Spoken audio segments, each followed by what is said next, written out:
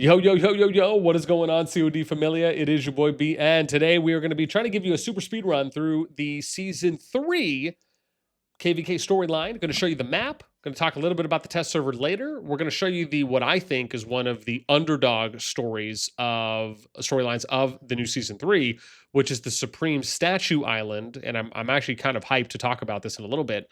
Augerstone, Policy, Shadow Citadels, aka Barb Forts, 6 Shadow Dragon teleport change, and the Way of Siho, which is essentially activatable skills that individuals can use when playing in the season, from what I understand. As always, if you enjoy the content, make sure you throw us down because it helps out a lot. Okay, so let's do a quick speed run through the map. So starting off in the zone 1s, they already kind of look a little bit bigger visually to me. We do have the connecting statues for runics on either side. It looks like we have a number of behemoths. I think that's 4 bears, 2 giants, and 1 magma, along with, I think, 2 level 1 spires, or is that 3? Okay, so 3 level 1 spires that we have. We work our way. These are kind of thin in territory, with some of them having, I guess, some deeper kind of design path changes to get to some of the behemoths, like similar here, and I think in a 1 or 2 that we'll look at in a moment.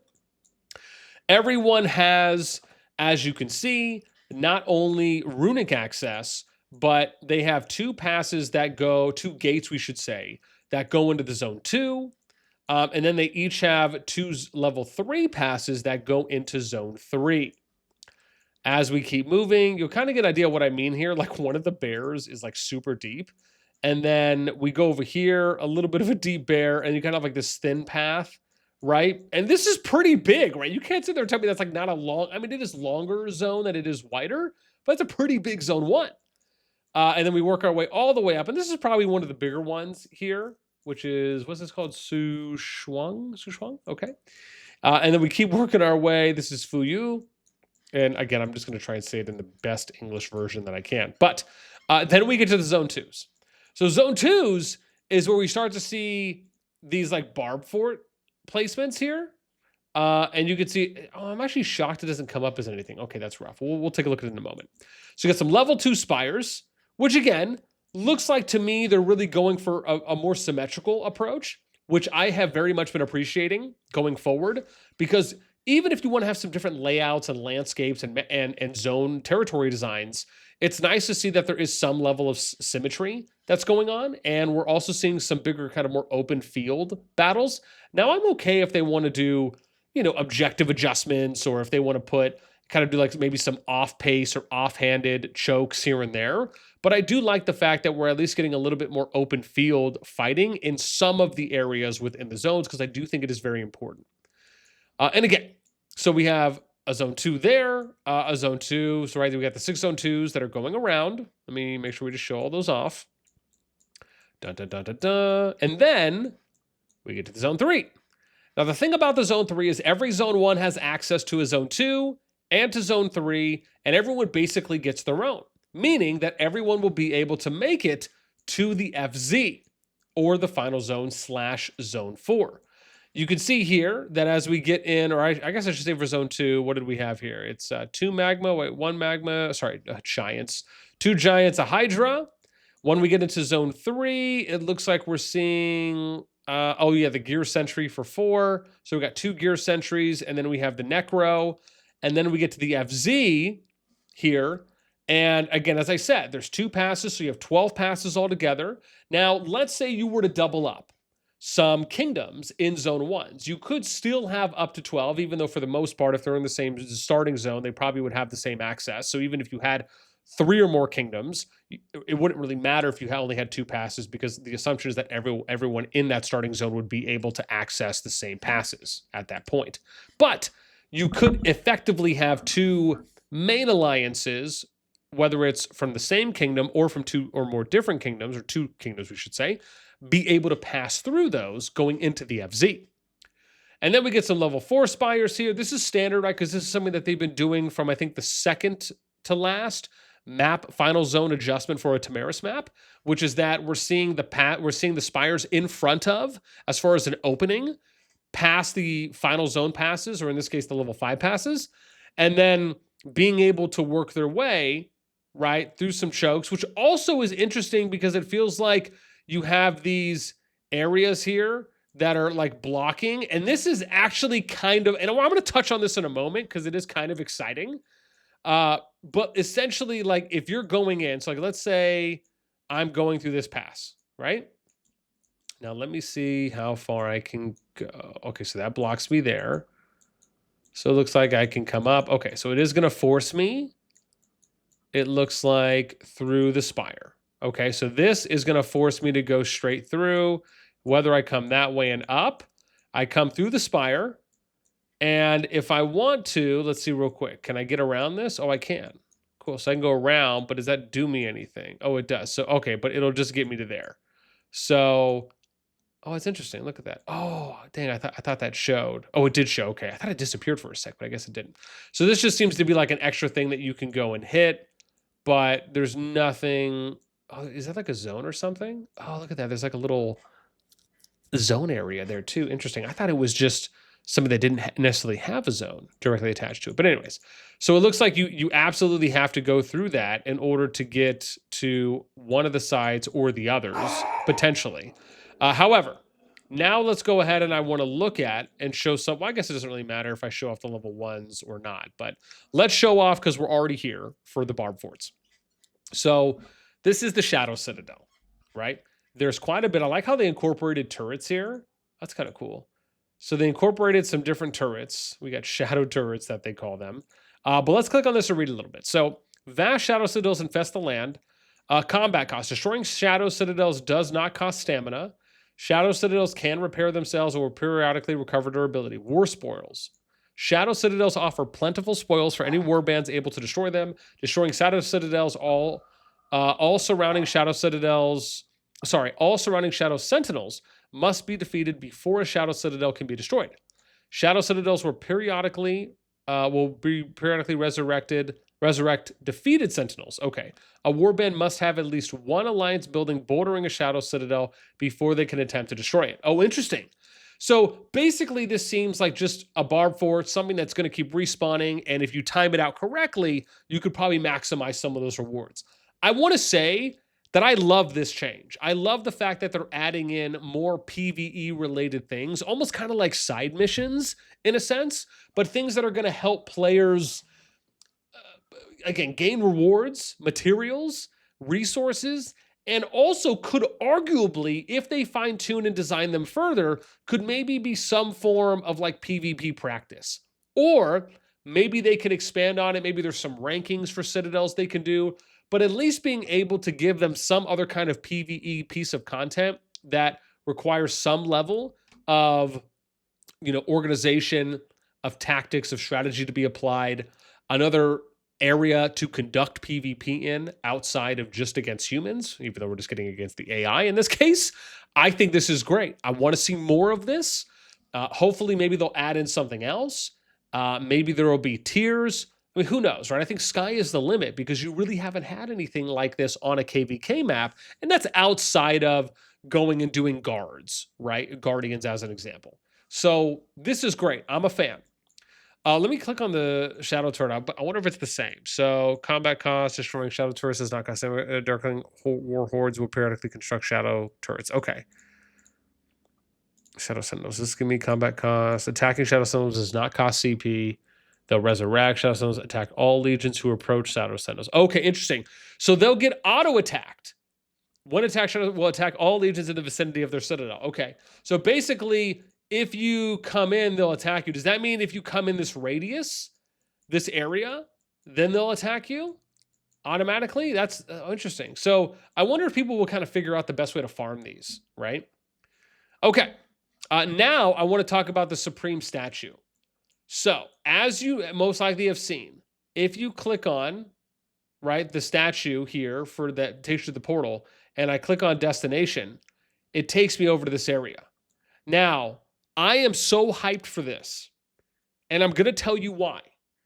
This is something I have been advocating for. I've been asking for. You've heard me talk about this before with what's one of the things that I have wanted to see forever in the Runic Ancestor statue. I wanted them to do something else with it. I wanted them to make it 2 to 3 times the size bigger, I've said. Do team deathmatch. Do last man standing. Do free for all. Do King of the Hill. do some kind of domination style, capture the flag with calves, whatever it is. And to finally see basically what is making me just wetter than a rainy day in Seattle is the fact that it feels like we have the possibility to get some kind of Six Kingdom free-for-all on Gilligan's Island for 3 points of interest. That alone excites the freaking heck out of me. And I cannot tell you how excited I am to hopefully going to be able to stream these and showcase this off. I hope they expand on this and it goes beyond. Again, this is kind of like your domination. That's what this is to me. This is COD domination, where you have 3 points and you just have to go and capture them, that they're kind of expanding off of what the current runic statue is. But I do think they can do more with it. You can do team deathmatch here. You can do last man standing. You can get creative, right? I hope they build upon this, but do I think that this is a nice step forward? I don't want to say it's a massive step, but I do think it is a sizable step. And I cannot wait to see some PvP being played out on Gilligan's Island. This is awesome. And I'm freaking excited. I have to be honest. So yeah, again, you got starting points. I like how you have choke paths. I like how there's some opportunity, maybe even for flying, possibly, maybe as well, right? Maybe you do a little spawn camping across as people get teleported in through, or latecomers come. I mean, who knows, right? Maybe I'll talk strategy later on, but oh yeah, good stuff. Okay. Next thing we're going to look at is going to be the Shadow Dragon. And I'm kind of going into like a weird order here, but that's just because I'd rather do the stuff on the map before we kind of go in. So notice there's no Shadow Dragon. There is, however, this really cool thing. And if I click on this, it says destination. And then I get to go through the teleporter. And here's the Shadow Dragon. Here's Daddy. Icebound Legions, Ice Block. Okay, whatever that was. So yeah, you'll see here, 3% damage dealt, light bearer, rewards. Oh, let's read through. Behemoth Lairs will be open to be contested every 72 hours during this time. Okay, first time Behemoth Lairs occupied. Oh, wait, hang on. 1 hour. I don't know if I want to read all this. Raids. These are just raid stuff. I want to read the stuff. I guess we'll just go here. So here's all the skills. Primal Strength. Shadow Dragon is immune to all debuff effects and impairment effects except for taunt. Interesting. First of the 5 dragons. Each time are we foreshadowing to 4 more potential dragons? And the next one's going to be second of the 5 dragons. Each time battle begins, Shadow Dragon will randomly gain a skill with the power of fire, ice, lightning, poison, or earth alongside its own shadow affinity skills. Whenever time travel is activated, Shadow Dragon will randomly gain another skill type that it does not currently have. Time travel. There are 4 time suppression bells in Shadow Dragon's lair. When legions ring all 4 bells, maybe that's connected to the spots here. I guess it is, because yeah, there's bells there. That makes sense. When legions ring all 4 bells at the same time, they will activate time travel. After time travel is activated, all legions will return to their positions at the start of the battle and be restored to their maximum unit count with all dead units arrived. Wow. Okay, so that sounds massive to coordinate that, but a nice effect. At the same time, Shadow Dragon will randomly gain a skill with the power of fire, ice, lightning, poison, or earth. Whenever time travel is activated, Shadow Dragon will randomly gain another skill type that it does not currently have. Time travel can be activated 4 times with a cooldown of 1 minute between each activation. Okay, so essentially, this is one of those things where I imagine you're going to try to min-max out the skirmish in battle with the Shadow Dragon to where you want to use this before, because what it's saying is that all legions will return to their positions and be restored to their maximum unit count with all dead units revived. So does that mean that if a player loses their march, it can be revived and then they just have to stay here? Or does that mean that as long as the march isn't dead, but it's in the red, right? But it's almost dead, it basically will just heal all the way back up. That's kind of how I'm interpreting it. But if it says revived, so technically I guess that could mean that if a legion has died, it will be fully revived. So I guess that'll be something worth testing, unless maybe that's just a COD CS question. But this feels like it's something that you will have to time appropriately. Shadow Tear, or Tier, Shadow Dragon slashes with its mighty claws, dealing magic skill damage to all enemy legions in a forward cone. Damage factor 1000. Shadow Stomp. Shadow Dragon leaps into the air, dealing magic skill damage to all surrounding legions. Damage factor 2000. Paths of Shadow. Shadow Dragon sweeps its claw around the ground, dealing magic skill damage to all legions in a forward cone. Damage factor 1500. And summoning 3 paths of the shadow, or of shadow that extend out in front of it. Paths of the shadow deal magic skill damage to all legions who come into contact with them. Oh, okay. So maybe it's units, or it's like a shadow that extends, like literally just the name of it. Sky Shaker. Shadow Dragon swings its mighty tail, knocking all legions in a rectangle behind it airborne. Oh, and a rectangle behind it airborne, and dealing magic skill damage factor 2000. Okay, I guess that makes sense. Tail behind it. After a short charge of Shadow Dragon unleashes a terrifying roar, inflicting terror on all legions within its lair that are facing it, causing them to move uncontrollably. Dark Interdiction. Every 8 seconds, Shadow Dragon unleashes shadows of distortion upon the location of 2 random legions. 8 seconds later, the shadows of distortion generate dark interdictions, which deal magic skill damage every second to all legions caught within them. 2% of legions maximum unit count. Dark interdictions do not disappear, but are removed after using time travel. Okay. So does that mean that you kind of want to spread out? You don't necessarily want to be. It doesn't seem like upon the location, every second to all legions caught within them. Okay. So I guess spreading out and maybe not being too close will be helpful. So that way, maybe it only maximizes 2 legions every 8 seconds for that. And then I guess you also have the possibility of it recycling on the same, because it doesn't say anything on here that you can't, that it won't affect the same legion that it will not affect the same legion that's already been affected as well. Nullifying Breath. God, there's a lot on here. Jeez. After a short charge up, Shadow Dragon unleashes its breath in a forward rectangle, dealing magic skill damage every second, 10% of legion's maximum unit count. Jeez. Once its breath attack ends, Shadow Dragon breathes fire in the same forward rectangle, dealing magic skill damage, 20% of the legion's maximum unit count, and leaving embers that cannot be dispelled. Embers deal magic skill damage every second to all legions that touch them, 5% of the legion's maximum. God, these are large percentages. Is it just me? Ice Cage. Shadow Dragon selects the legion that has dealt the most damage so far. After a short charge up, it creates a Froststorm that slowly moves toward the target. The Froststorm deals magic skill damage to all legions it touches, 8% of the legion's maximum unit count. Jeez. And inflicts Icebound. The Icebound effect cannot be dispelled, but Icebound legions can be rescued by attacking them. Okay. Thunderstorm. Shadow Dragon moves to the center of its lair. After a short charge up, it continuously unleashes lightning in a cone-shaped area. How many skills does this thing have? Jeez. Dealing magic skill damage to all legions who come into contact with the lightning. 20% of legions maximum unit. Jeez, wow. Corrosive Pestilence. Shadow Dragon summons 4 Plague Elementals, 2 on the left and 2 on the right. The Plague Elementals slowly move toward a random legion's location.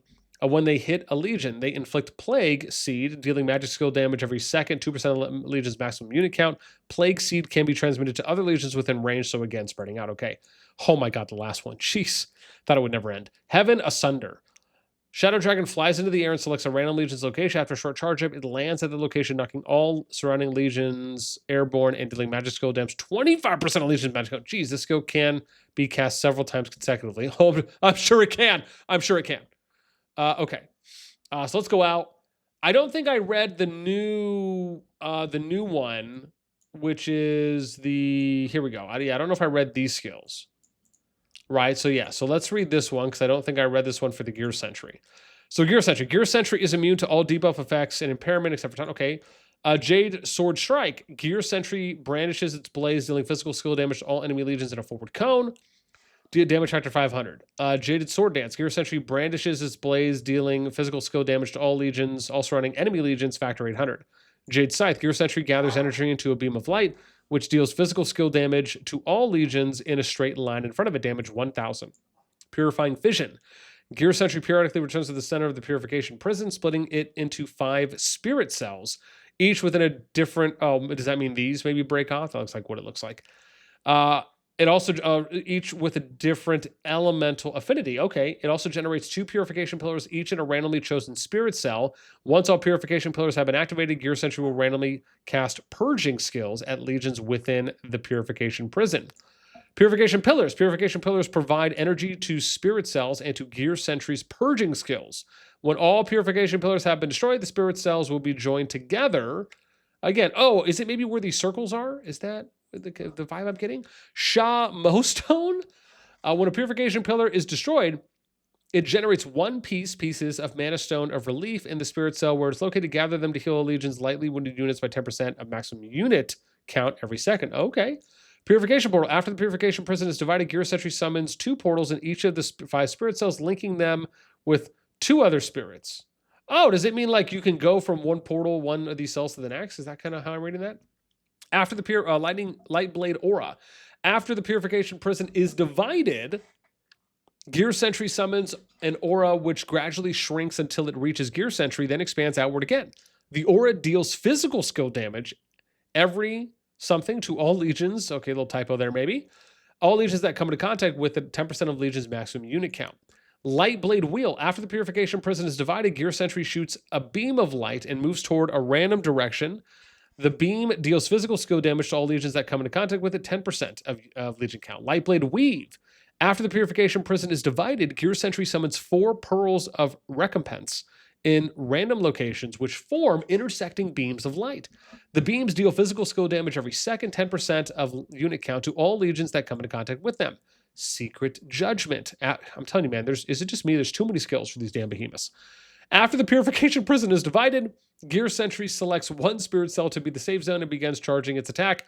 25 seconds later, it deals physical skill damage to all legions outside the safe zone, 30% of legion count. Oh my gosh. 5-phase alternation. After the purification prison is divided, Gear Sentry selects spirit cells in a fixed order based on elemental affinity and begins to charge its attack. 8 seconds later, it deals physical skill damage to all legions within the selected spirit cell, 30% of legion unit count. Elemental resonance. Gosh, it's never ending. After the purification prison is divided, all legions are assigned a random elemental affinity while Gear Sentry charges his attack. 25 seconds later, it deals physical skill damage to all legions in areas that do not correspond to their assigned elemental affinity. 20% of legion. Oh, okay, thank God we're done. Overload. 12 minutes after entering battle, Gear Sentry becomes enraged and instantly kills all legions within the lair. Okay, I mean, that's pretty simple. Okay, so there we go. 2 new behemoths, skills red. I think we're good now. Let's go into the Augur Stone, which we can show off. And again, this would be pretty standard. I don't think there's anything like wow, but I'm just going to click on these so you guys can see. Sadly, we can't see the days on them. And that's probably just because they've already hit. Now, maybe if I created an account and went into a new one, maybe, but I'm just going to assume it's probably going to be on the same timeline. So 4th Augur Stone chapter, level 1 pass is open, which is to the runic statues. Level 5, runic ancestor statues activate 12 hours after. Augur Stone 6, we get level 9 forts. Augur Stone 7, level 2 pass, that's for zone 2. We get village occupation limit and Tales chapter. Augur Stone 8, Hydra. Augur Stone 9, level 10. Augur Stone 10, we get level 3 for zone 3 passes. Standard merit store, village occupation. Augur Stone 11, that's Gear Sentry. We get Heroic Struggle for EXP boost through merit. Augur Stone 12 is the statue portal for the Supreme Statue. We get Supreme Ancestor Statue and then Tales Unlocked. Then we get number 12, Ember of Hope. That's going to be Necro, another village limit. Augur Stone 13 is going to be level 4 pass. Level 4 pass, I think 5 is... Oh, God, where's 4? Is that the cross zone 3 or am I tripping? Hang on, let me stop tripping. 3, 4 is from zone 2 into zone 3. So that lets you get from one of the zone 2s into one of the adjacent zone 3. So you can still, I don't like that. I'm not a fan of that, man. You guys already know how I feel about that. I do not agree that, because the challenge here already is that now you're allowing for potential zone 3s to be killed off before the final zone opens. Now, I'm okay with having a level 4 pass, but to me, the level 4 pass has to open after the level 5 pass is open for the FZ, not before. Because you could easily get a situation where once you divide the kingdoms and you have one team here, one team there, you could kill off the KVK in zone 3, and then there's basically no fun and no action. I'm 100% against this. I don't think it's the right way to do it, and I'll keep advocating for that because we saw that happen to a number of KVKs last season when this happened. So yeah, again, we know that this is basically a KVK killer. And the fact is if you're going to do all this work to improve and make the final zone look really exciting, but you're not going to allow up to everyone to get there, to me, that's a net negative, and that's a loss for the game and the experience of the players. So it's unfortunate, very unfortunate to see that.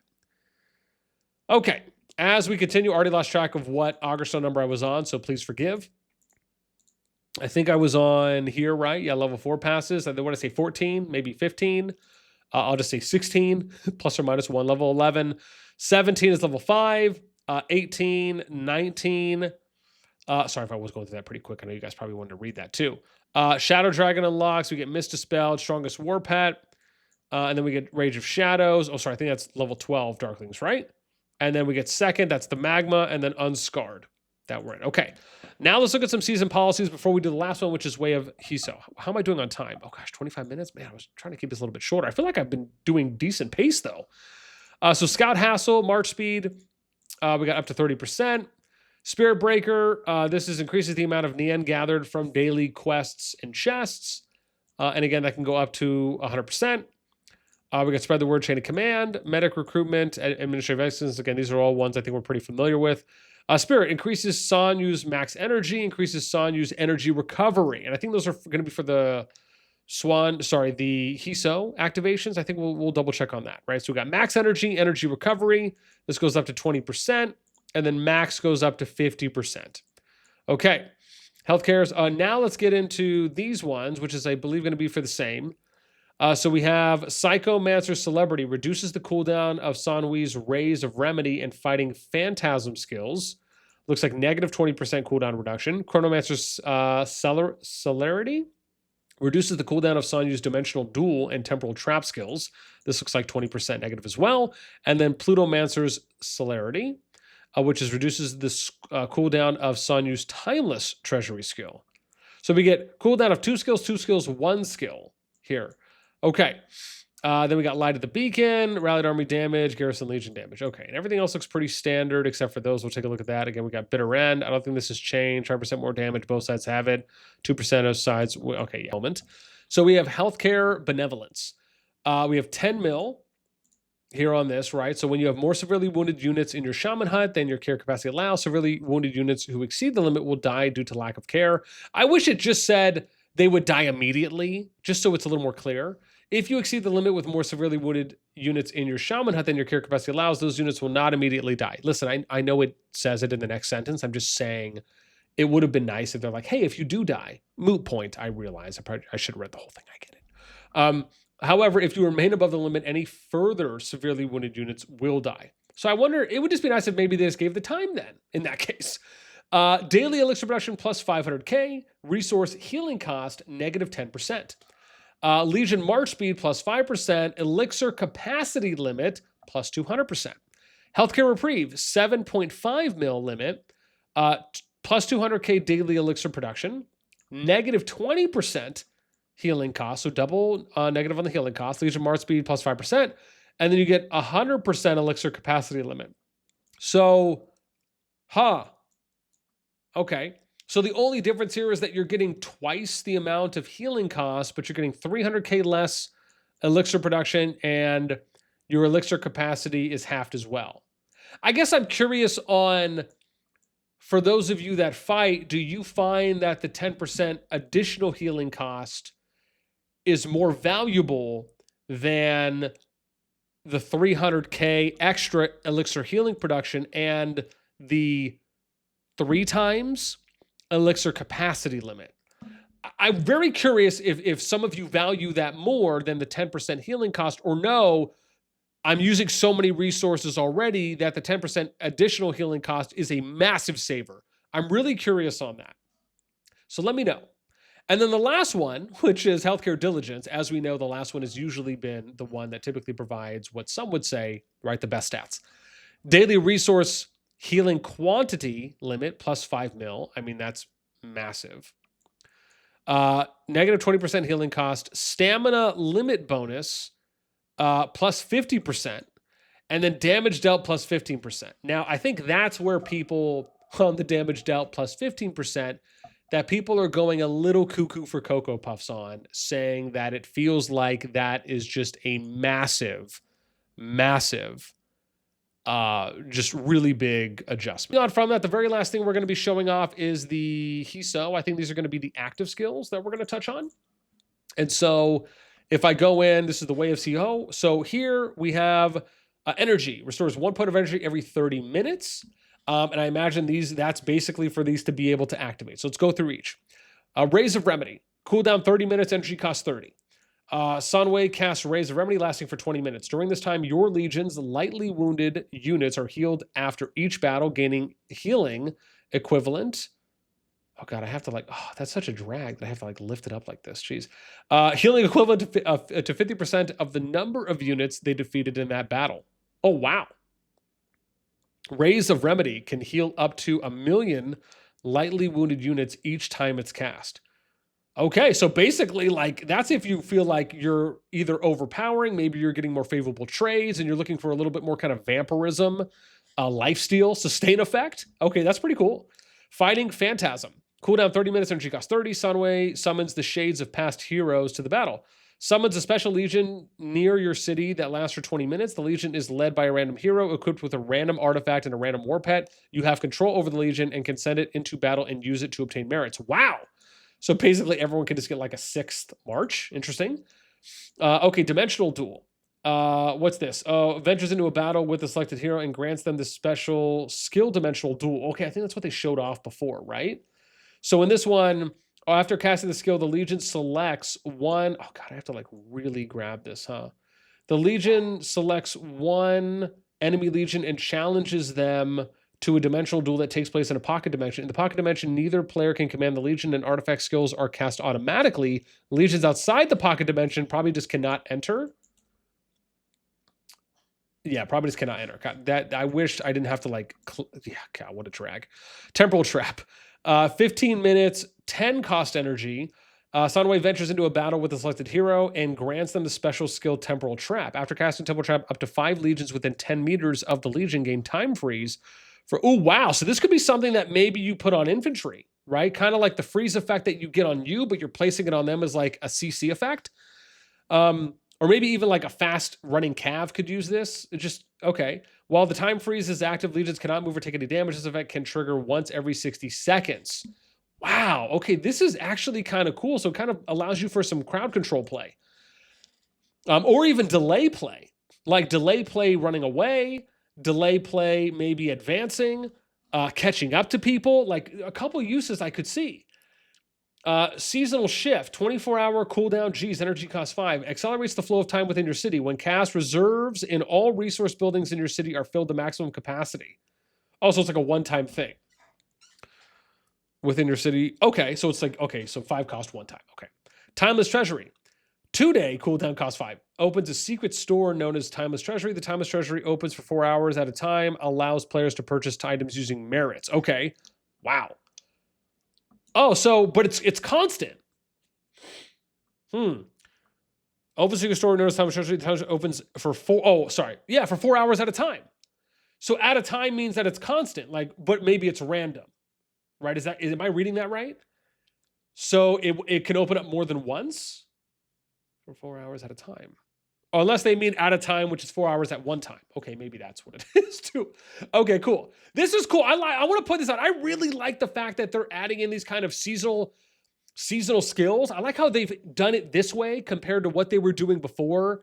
I was okay with what they did before as well, but I guess for me, I just kind of like the change of pace. So this is cool. They could do a couple different things here too as well.